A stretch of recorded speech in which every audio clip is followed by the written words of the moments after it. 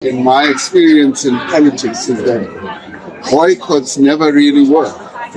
They have a very contradictory effect. The United States, by not being at the G20, one must never think that we are not going to go on with the G20. The G20 will go. All other heads of state will be. In the end, we will take fundamental decisions, and their absence is reality. Tensions between the United States and South Africa continue to escalate over the G20 summit that is scheduled to take place this weekend in Johannesburg. In the latest, the United States has reportedly formally warned South Africa against pushing for a joint statement to the summit, a demand which South Africa has rejected. The G20 summits traditionally issue a leaders' declaration that outlines agreement on a range of different issues, primarily relating to the global economy. Now, Washington has reportedly sent a diplomatic note capping a year of deteriorating bilateral relations over a number of foreign and domestic policies, with the United States expelling the South African ambassador in March. The note from embassy, seen by AFP, says that South Africa's G20 priority run counter to US policy views, and we cannot support consensus on any documents negotiated under your presidency. Now, Washington has said that it opposes any issuance of the G20 summit outcome document under the premise of a consensus G20 position without a US agreement.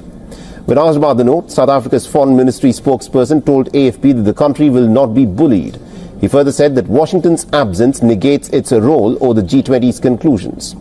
South Africa has listed its priorities for its G20 presidency as strengthening disaster resilience, debt sustainability for low-income countries, financing a just energy transition, and harnessing critical minerals for inclusive growth and sustainable development.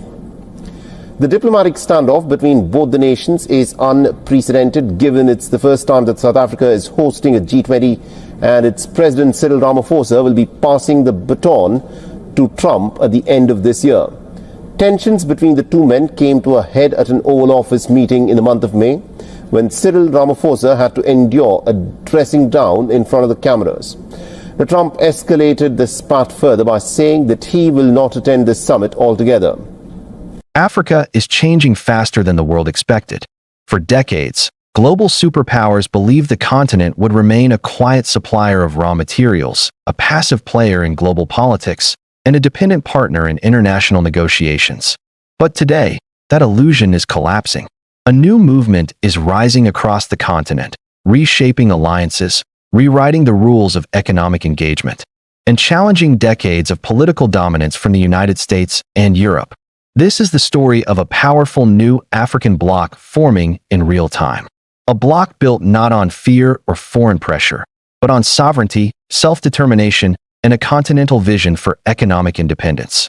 A bloc that has begun to defy U.S. influence openly, strategically, and without apology. The world is watching as Africa takes a seat at the global table, not as a guest, but as an architect of a new order. It begins with a shift in continental consciousness. Each year, more African nations are rejecting the old model where mineral-rich lands are controlled by foreign companies, where economic policies are dictated by Western financial institutions, and where trade agreements benefit everyone except Africans themselves. Instead, leaders are aligning under a new philosophy. African resources must fuel African prosperity. This ideology is spreading, and it is transforming into alliances, organizations, and long-term cooperation on minerals, energy, security, and finance. From the Africa Energy Bank to the African Continental Free Trade Area, from BRICS expansion to the AES Alliance in West Africa, a continental network is forming, one that is gradually reducing the influence of the United States and its traditional partners. This new bloc is not just symbolic. It is backed by massive economic power. Africa holds over $30 trillion in untapped minerals, 60% of the world's cobalt, 70% of global platinum, and some of the largest reserves of gold, oil, gas, and rare earth elements. For decades, these resources fueled Western industries, powered Chinese factories, and kept global markets stable. But today, African nations are questioning why the continent exports raw materials worth billions while importing finished products worth trillions. Why Africa should remain trapped in a structure built during the colonial era. Why African nations should negotiate individually with superpowers instead of speaking with one unified voice. This questioning is no longer private. It is public, decisive, and backed by action. In 2024 and 2025, leaders across Africa began refusing pressure from the United States on several key geopolitical issues. South Africa stood firm in global forums, refusing to align with U.S. positions on trade, security, and foreign policy. Ethiopia, despite heavy diplomatic pressure, pushed forward with its energy and monetary independence. West African nations under the AES alliance announced they would stop using the French-backed CFA currency. Zimbabwe introduced a gold-backed currency system. Kenya pursued independent deals with Gulf nations. And Congo moved aggressively to reclaim control over cobalt and copper mines previously dominated by foreign companies. These changes were not isolated. They were coordinated, intentional, and rooted in the emergence of a new bloc. African nations aligning under shared interests and resisting external interference. The turning point came when multiple African governments publicly rejected U.S. demands related to geopolitical alignment and resource agreements. The message was simple: Africa will not be dictated to. Not anymore. This shift caught Washington off guard.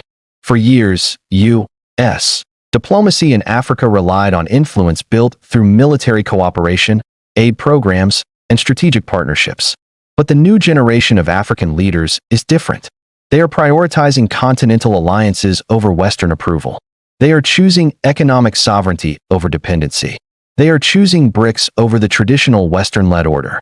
As South Africa strengthened its ties with China, Russia, India, Brazil, and newly expanded BRICS members, the United States realized that Africa's geopolitical center of gravity was moving. Nigeria began negotiations for BRICS engagement. Egypt joined BRICS fully. Ethiopia followed. Angola considered integration. The bloc that once represented a challenge to Western global dominance suddenly became an economic force too large to ignore. But BRICS is only one part of the story. The new African bloc forming today is not just tied to BRICS. It is a network of continental and regional alliances designed to maximize leverage and reduce reliance on Western approval. In West Africa, the AES alliance, Burkina Faso, Mali, and Niger, has taken steps to consolidate military and economic control, removing foreign troops and asserting sovereignty over natural resources. Their combined mineral wealth could reshape global supply chains for uranium, gold, and other critical materials. In Central and Southern Africa, the African Mineral Cooperation Initiative is gaining momentum, bringing together resource-rich nations to negotiate collectively rather than individually. Congo and Zambia are building joint industrial zones to refine metals locally instead of exporting raw ore. Botswana is renegotiating diamond contracts with global giants. Namibia has limited foreign control over lithium projects. South Africa is moving to nationalize key aspects of energy production. And across the continent, the African Continental Free Trade Area is slowly creating a market of 1.4 billion people, an economic bloc larger than the European Union. Together, these efforts represent something the world has not seen before, a coordinated African strategy built on unity rather than fragmentation. This transformation is occurring at a moment when global powers depend more than ever on African minerals to sustain their industries. The transition to clean energy requires cobalt, lithium, and rare earth elements, materials Africa owns in abundance. Modern electronics depend on platinum, manganese, and copper, again, resources Africa controls. For the first time in history, the leverage is shifting. Africa holds the key to the world's future industries. And African leaders are finally recognizing that power. This is why Washington is concerned. A unified Africa negotiating as one bloc is far more powerful than 54 nations negotiating separately. A unified Africa refusing pressure threatens decades of geopolitical strategy. A unified Africa shapes global markets. If African nations decide to refine minerals locally, Western industries face shortages and higher costs. If Africa sets new export rules, global supply chains must adapt. If Africa forms stronger alliances with BRICS, Western influence declines. The United States is witnessing the rise of a continent no longer satisfied with the status quo. A continent ready to control its own destiny. A continent turning raw power into political leverage. Africa's new bloc is not a military alliance. It is not a rebellion. It is not confrontation. It is a strategic realignment built on economics, trade, and sovereignty. It is a declaration that Africa will no longer be the world's silent partner. It is a message to global powers that African interests will be prioritized, African sovereignty will be respected, and African resources will no longer be exploited without fair returns. This shift is unstoppable because it is driven not by governments alone, but by the African people. Youth movements, entrepreneurs, intellectuals, and activists are demanding economic justice, transparency, and independence. They are rejecting outdated narratives of dependency. They are pushing leaders to stand firm against external pressure.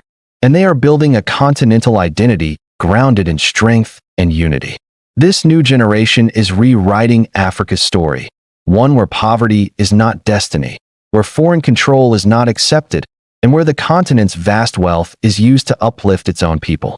As this bloc forms, Africa is not isolating itself from the world. Instead, it is renegotiating its role from a position of strength. Africa is open to cooperation, but on equal terms.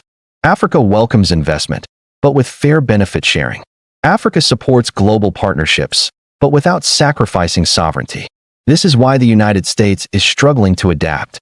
For decades, African nations were treated as junior partners. Now they are emerging as equals, backed by economic power and strategic alliances that Washington cannot easily counter. The world is entering a new era where Africa's voice carries weight, where Africa's resources shape global markets, and where Africa's decisions influence global politics.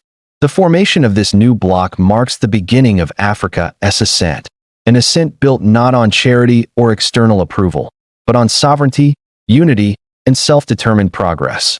The rise of this African bloc is not a threat to the world. It is a correction, a long overdue recalibration of global power. And as Africa steps boldly into its new role, the global order will never be the same. This is Africa defying pressure. This is Africa reclaiming power. This is Africa rising.